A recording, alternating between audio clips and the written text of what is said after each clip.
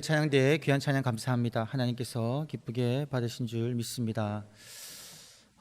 오늘은 저희가 소명에 관해서 한번 말씀을 살펴보고자 하는데요. 여러분, 이 소명이라는 단어의 뜻은 보면 불러 명령하다라는 뜻입니다. 우리 기독교인들에게 있어서 소명은 하나님께서 나를 부르셔서 맡겨주신 일, 명령하신 일, 그리고 명령하신 삶의 태도, 이것들이 이제 소명이죠. 저 같은 경우에는 영동교회 담임 목사로 소명을 받아서 하나님께서 말씀을 증거하고 가르치라는, 목양하라는 명령에 따라서 그 일을 수행하고 있습니다. 그것이 저의 소명인 거죠. 오늘 우리 갈릴리 찬양대가 찬양을 드렸는데요, 찬양대원들은 하나님께서 찬양대원으로 부르셔가지고 하나님을 찬양하라는 명령을 주셨고요, 우리 자리에 계신 교사분들은 학생들을 가르치고 양육하라는 명령, 우리 정원장들은 정원 식구들을 목양하라는 그러한 부르심의 명령을 주셨고요, 우리 교회 여러 직분자들도 여러 봉사 부서에 있는 한 분 한 분 모두가 그러한 하나님으로부터 받은 명령들이 있다라는 거죠. 여러분, 우리가 성도로서 받은 명령은 무엇이겠습니까? 너희는 세상의 빛과 소금이다. 세상에서 빛과 소금으로 내 이웃을 나의 몸과 같이 사랑하며 살아가는 그러한 소명을 받았다라는 거죠. 각자 다 우리들에게 주어진, 우리들만이 가지고 있는, 하나님이 각자에게 주신 그러한 귀한 소명이 있다라는 거죠. 그런데 여러분, 이 소명을 우리가 이루기 위하여서 열심히 주님의 일을 하다가 어떤 여러 가지 일로 이 소명을 더 이상 내가 감당하지 못하겠다라고 내려놓는다면, 그때 우리 주님은 어떻게 하실까라는 질문 한번 던져봅니다. 여러분들에게 다가오셔가지고 우리를 꾸중하실까? 내 이놈, 예수님 말투 아닌 것 같죠? 내가 너에게 맡긴 이 일을 너가 왜 하지 않느냐? 꾸중하고 보기 싫다, 못난 녀석, 이렇게 주님이 말씀하실까? 아니면 주님은 사랑으로 우리를 바라보시며 우리의 마음을 이해하시며 우리에게 다가오셔서 다시 한번 손 내밀으셔서 그 소명을 감당할 수 있도록 우리의 마음을 일으켜 주실까? 저는 확신하건대 전자가 아니라 후자이다라는 거죠. 시편 23편에서 말씀하신 것처럼 여호와는 나의 목자시니 쭉쭉쭉 가면 내 영혼을 소생시키시고 자기 이름을 위하여 의의 길로 인도하시는도다, 이렇게 말씀하시는 것처럼 하나님께서는요, 우리의 영혼을 소생시키셔서 다시금 힘을 주셔서 주님께서 우리에게 맡겨주신 그 소명을 온전히 감당할 수 있도록 해주시는 사랑의 주님이시다라는 거죠. 그래서 여러분, 이번 한 주 동안 저희들은 그렇게 외치기를 원합니다. 주님은 우리의 소명을 회복시키십니다. 이러한 믿음의 고백을 우리가 한 주 동안 외치며 살아가기를 소망합니다. 다 같이 한번 가슴에 손을 얹고 믿음으로 함께 고백하기를 소망합니다. 시작. 주님은 우리의 소명을 회복시키십니다. 아멘. 사랑의 말씀으로, 사랑의 마음으로 주님은 우리의 소명을 회복시켜 주시는 분이시다라는 거죠. 오늘 말씀을 보게 되면 너무나 유명한 말씀입니다. 예수님께서 베드로에게 찾아오셔서 베드로와 나누는 대화인데요, 이 말씀이 이제 대화가 일어나기 직전에 여러분, 베드로는 어떤 걸음을 선택했습니까? 요한복음 21장에 보게 되면 베드로는요, 그렇게 이야기합니다. 나는 이제 물고기 잡으러 가겠다. 이 베드로의 말에 예수님을 함께 따라다녔던 제자 6명도 동참합니다. 면면을 살펴보면요, 깜짝 놀랍니다. 첫 번째, 도마가 있어요. 이 도마는요, 바로 앞에 요한복음 20장 보면요, 예수님께서 특별히 도마만을 위하여 다시금 찾아가셔가지고요, 도마에게 못자국 난 손과 창자국 난 옆구리를 만져보게 하시면서 그의 믿음을 회복시켜 주시고요. 그때 도마는 그렇게 고백했거든요. 나의 주님, 나의 하나님이십니다. 이렇게 고백했던 도마인데 베드로가 물고기 잡으러 간다니까 따라 나서는 거예요. 또 다른 제자는 나다나엘이 있습니다. 여러분, 예수님께서 나다나엘을 부르실 때요, 무엇이라고 말씀하셨습니까? 이 나다나엘을 보시고 예수님께서는 그렇게 칭찬하셨습니다. 참된 이스라엘 사람이구나. 그 중심에 간사한 것이 하나도 없구나 라고 칭찬받았던 나다나엘도요, 지금 베드로와 함께 물고기 잡으러 간다라는 거죠. 또 다른 제자들이 누구가 있냐면 세베데의 두 아들 야고보와 요한이 있습니다. 여러분, 야고보와 요한은 예수님의 수제자 그룹에 속했던 인물들이죠. 베드로와 야고보와 요한은 특별히 예수님과 함께 그들만 다녔던 그런 곳들이 있었습니다. 변화산상에 올라가서 변화하신 예수님도 보았고요, 겟세마네 동산에서는 함께 기도하러 가기도 했었습니다. 더구나 여러분, 요한은 어떤 경험을 했습니까? 예수님께서 십자가에 못 박히셨을 때에 예수님께서는 특별히 요한에게 당신의 어머니 마리아를 맡기셨습니다. 보라, 내 어머니다. 그런 부탁함을 받았던 요한도 지금 물고기 잡으러 가는 거예요.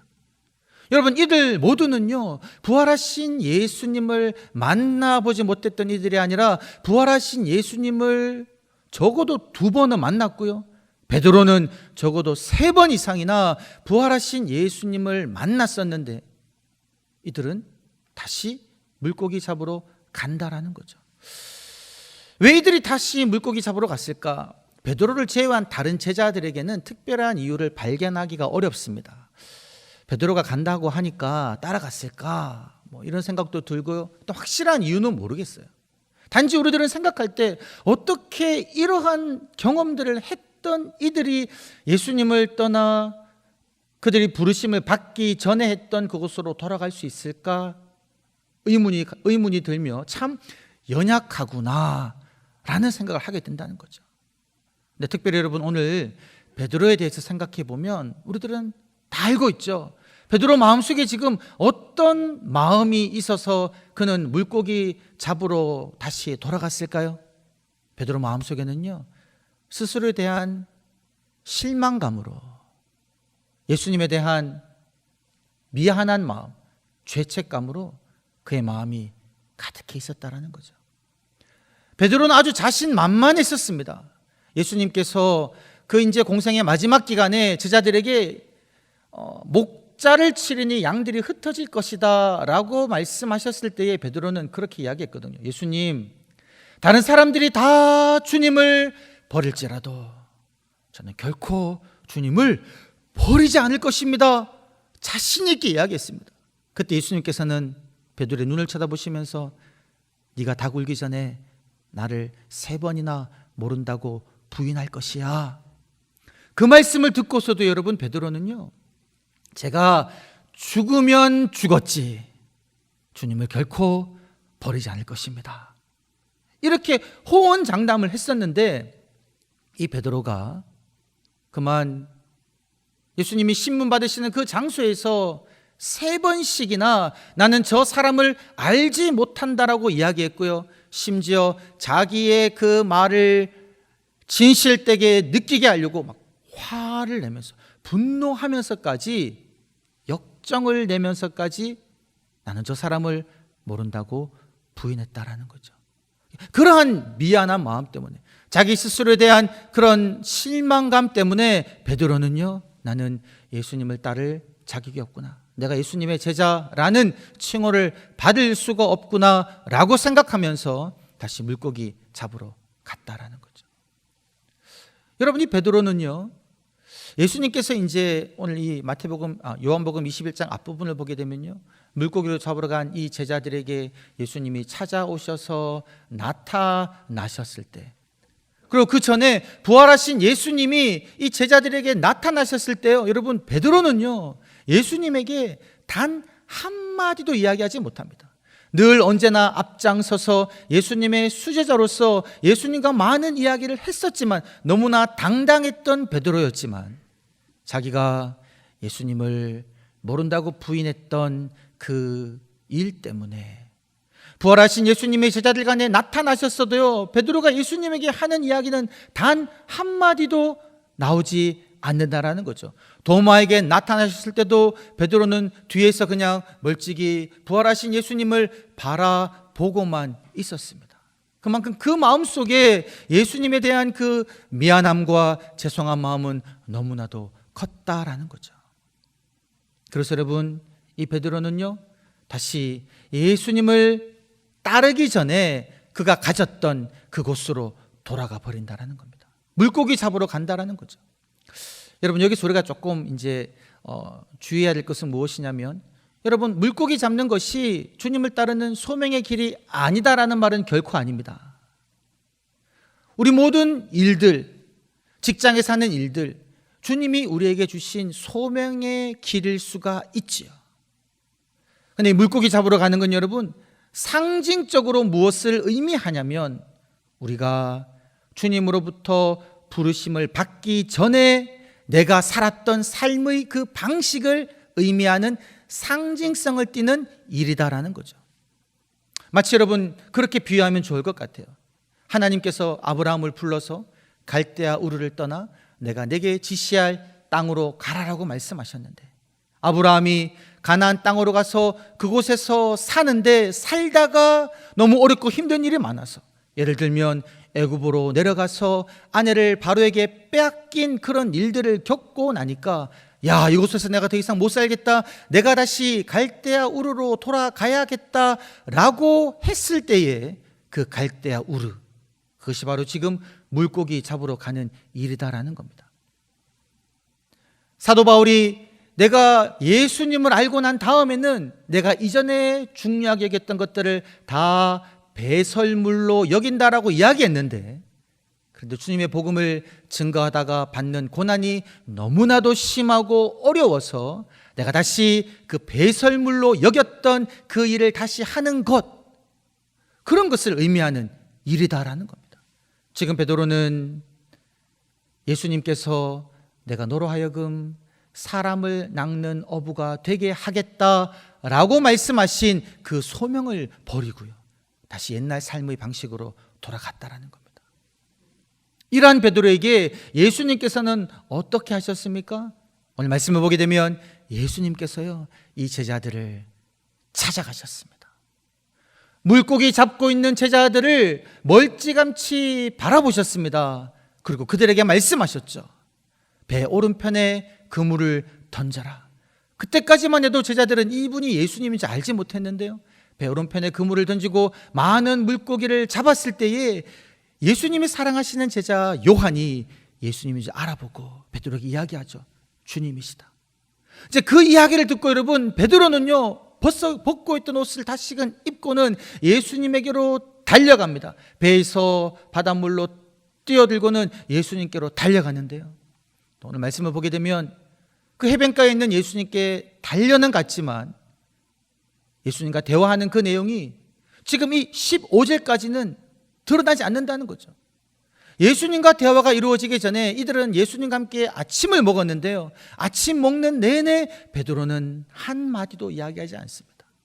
아마 생각하건대요, 베드로가 예수님을 향하여 달려갔을 때에 예수님께서 불을 피우고 생선을 굽고 계셨는데, 베드로가 그 불을 보니까 무엇이 떠올랐냐면, 예수님이 신문 받으시던 그 밤에 베드로는 그 주변 사람들이 핀 그 불 곁에서 이 몸을 녹이고 있었거든요. 근데 그때 너가 예수님을 따르는 제자가 아니냐라는 그 질문에 내가 3번씩이나 모른다고 부인했던 그 장면이 그 예수님이 핀 그 불을 보고는 떠올랐던 거죠. 그래서 예수님을 달려가던 그 발걸음을 급하게 멈추고는 멀찌감이 있어서 예수님을 그냥 바라만 보고 있는 그 태도였다는 거죠. 여전히 베드로의 마음속에는 예수님을 부인했던 그 죄책감으로 미안한 마음에 예수님에게 다가가지 못하는 그런 상황이었다는 거죠. 바로 그 순간에 예수님께서는요, 베드로에게 그렇게 말씀하십니다. 요한의 아들 시몬아, 네가 이 많은 사람들보다, 네가 이 사람들보다 나를 더 사랑하느냐? 여러분, 예수님께서는요, 지금 베드로를 찾아오셨는데 왜 찾아오셨을까? 당신을 모른다고 부인했던 베드로를 꾸짖기 위해 찾아오셨을까? 예수님께서는요, 지금 베드로와 제자들을 꾸짖기 위해 찾아오신 것이 아니라 다시금 그들에게 소명을 회복시키기 위하여 찾아오셨다라는 겁니다. 그리고 소명을 회복시키기 위하여 베드로에게 가장 먼저 물어보셨던 것은 무엇이냐면, 말씀하셨던 것은 무엇이냐면, 베드로야, 요한의 아들 시몬아, 네가 이 사람들보다 나를 더 사랑하느냐라고 묻고 계신데, 여러분, 이 질문의 의도가 무엇인지 우리가 한번 찬찬히 생각해 보면 좋을 것 같아요. 여러분, 지금 예수님께서 베드로에게 요구하시는 것이, 원하시는 것이, 너와 함께 물고기 잡고 있던 이 다른 6명의 제자들이 나를 사랑하는 것보다 너는 나를 더 사랑하느냐라고 확인하고 싶으셨던 것일까? 아니라는 겁니다, 여러분. 여러분, 우리가 소명의 자리에서 떠나 소명을 내려놓았을 때요, 우리가 소명을 회복하기 위해 필요한 것은, 주님, 나는 이 소명을 온전히 잘 감당할 수 있는 능력이 있습니다. 주님, 저는 잘할 수 있습니다. 저는 남들보다 확실하게 주님의 일을 잘할 수 있는 사람입니다. 라는 그러한 태도를 예수님은 원하시는 것이 아니라는 거죠. 이 첫 번째 질문을 통하여 예수님께서는요, 베드로로 하여금 그 사실을 깨우쳐 주고자 하셨습니다. 베드로야, 너는 이 다른 사람들보다 나를 더 사랑하는 게 아니야 라는 거죠. 함께 너와 물고기 잡으러 온 이 다른 제자들이 나를 사랑하는 것보다 너가 나를 더 사랑하는 것은 아니라는 사실을 베드로에게 질문을 던짐으로써 다시 한번 확인해 주시는 거죠. 여러분, 베드로는요, 자신 있게 대답할 수가 없었습니다. 왜요? 나는 예수님을 3번씩이나 모른다고 부인한 사람인데 내가 어떻게 이 사람들보다 예수님을 더 사랑한다라고 자신 있게 말할 수 있을까? 말할 수 없다라는 거죠. 그러나 그럼에도 불구하고 나는 예수님을 모른다고 부인했기에, 나는 실패했기에, 내가 이 사람들보다 주님을 더 사랑한다고, 나는 소명을 더 잘 감당할 수 있다라고 주님께 자신 있게 말할 수는 없지만, 그러나 주님, 그럼에도 불구하고 내 마음속에는 주님을 향한 사랑이 있습니다. 내가 비록 주님을 모른다고 부인했었지만, 위협이 두려워서 부인했었지만, 그래도 저는 주님을 따르고자 하는 그런 열망이 있었습니다. 지금 내가 물고기 잡으러 왔지만 그래도 주님과 함께 했던 그 시절, 주님으로부터 들었던 그 말씀으로 인하여 주님의 제자로 살고자 했던 그 마음은 있습니다. 그걸 베드로는 내가 주님을 사랑하는 줄 주님이 아십니다라고 이렇게 이야기하고 있다는 거죠. 주님은 아십니다. 내 사랑이 비록 부족하긴 부족하지만, 나는 실패했지만 그래도 주님은 아십니다. 여러분, 이렇게 대답이 1번, 2번, 3번 이어지죠. 계속해서 예수님은 묻습니다. 베드로야, 요한의 아들 시몬아, 네가 나를 사랑하느냐? 네가 나를 사랑하느냐? 그 질문에 베드로는요, 계속해서 그렇게 대답할 수밖에 없었죠. 자신 있게 주님, 저는 주님을 누구보다도 더 사랑합니다라고 말할 수는 없었고, 계속해서 그저 주님의 판단에 맡기는 거죠. 내가 주님을 사랑하는 줄 주님은 아십니다. 여러분, 우리들은 예수님과 베드로의 대화에서요, 놀라운 것을 발견하는데요, 예수님께서 베드로에게 찾아와셔서 질문을 3번씩이나 같은 질문을 던지지만요, 베드로의 대답을 듣고 예수님이 말씀하신 거는요, 처음이나 마지막이나 동일하게 내 양을 먹이라, 내 양을 치라, 내 양을 돌보라라는 그런 소명을요, 첫 번째 대답부터 마지막 대답까지 변함없이 예수님은 베드로에게 말씀해 주셨다라는 겁니다. 이 예수님 말씀을 묵상해 볼 때요, 예수님은요 처음부터 베드로에게 올 때부터 베드로에게 무언가를 확인하고 싶으셔서, 확인하고 난 다음에 그것이 확증되고 난 다음에 베드로에게 다시금 소명을 주고자 하셨던 것이 아니라, 처음에 베드로를 찾아오실 때부터 예수님께서는요, 베드로가 어떤 대답을 하든지 간에 베드로에게 손을 내미시고는, 베드로야, 내가 너를 처음 불러서 사람을 낚는 어부가 되게 하겠다라고 이야기했던 것처럼 지금도 너를 향한 나의 마음은 변함이 없다. 베드로야, 내 양을 치라, 내 양을 먹이라, 내 양을 돌보라 라는 말씀을 예수님은 처음부터 하시고자 하셨던 것입니다. 여러분, 우리가 소명의 자리를 떠났을 때 다시금 그 소명을 회복하기 위하여 우리에게 필요한 것은 무엇일까요? 주님, 저는 할 수 있습니다. 내가 과거에는 실패했지만 다시는 실패하지 않을 자신이 있습니다. 한 번만 더 맡겨주십시오. 이런 자신감이 필요할까요? 아니면 내가 주님께 했던 그 잘못들의 마음이 무거워, 주님 저는 잘못했습니다, 죄책감에 눌려있는 그 마음 계속 가질 때 우리들은 소명을 회복할 수 있을까요? 여러분, 자신감이 아니라, 내가 할 수 있다는 그 자신감이 아니라, 우리가 우리에게 소명을 회복할 수 있는 것은요, 나의 부족함에도 불구하고, 나의 연약함에도 불구하고 변함없이 나를 사랑의 눈으로 바라보시며 나의 손을 잡으시는 예수님의 그 사랑의 시선을 우리가 마주할 때에 우리들은 다시금 한번 소명의 자리로 나아갈 수 있다는 사실입니다. 지금 예수님을 배반하고 부활하신 예수님을 만나고서도 죄책감에 물고기 잡으러 떠난 베드로에게 예수님은 찾아오셔서 사랑의 시선으로 베드로를 바라보시며 그 베드로 마음속에 있는 주를 향한 그 사랑의 불씨를 다시금 살리고 있다라는 사실입니다. 찬양 중에 그런 찬양이 있습니다. 오늘 말씀을 준비하면서 이 찬양이 떠오르더라고요. 아마 다 아는 찬양인데, 너는 내 아들이라는 찬양. 그 찬양 가사를 보면 그렇게 되어 있습니다. 힘들고 지쳐 낭망하여 넘어져 일어날 힘 전혀 없을 때에 조용히 다가와 손 잡아주시고 나에게 말씀하시네. 내가 힘들고 지쳐서 낭망하여 넘어져서 일어날 힘이 없는 그 순간에 우리 주님께서는 조용히 다가와 나의 손을 잡아주시고 말씀하신다는 겁니다. 2절 가사는 이렇습니다.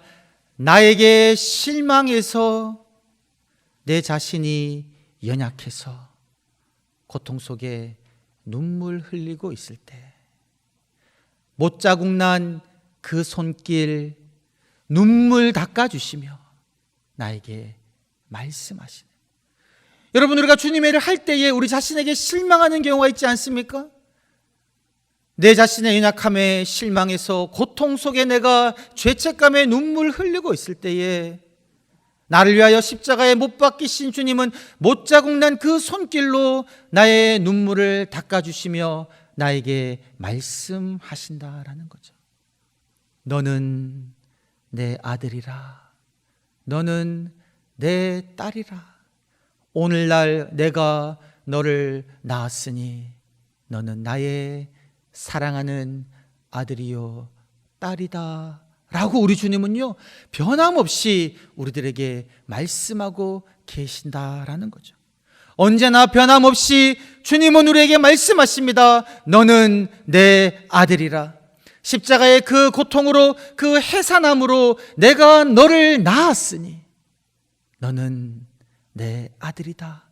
사랑하는 나의 아들이다라고 우리에게 변함없이 말씀하시면서 우리의 영혼을 회복시키시면서 우리가 놓아버린 그 소명의 걸음을 계속해서 걸을 수 있도록 우리를 붙잡아 주신다라는 사실입니다.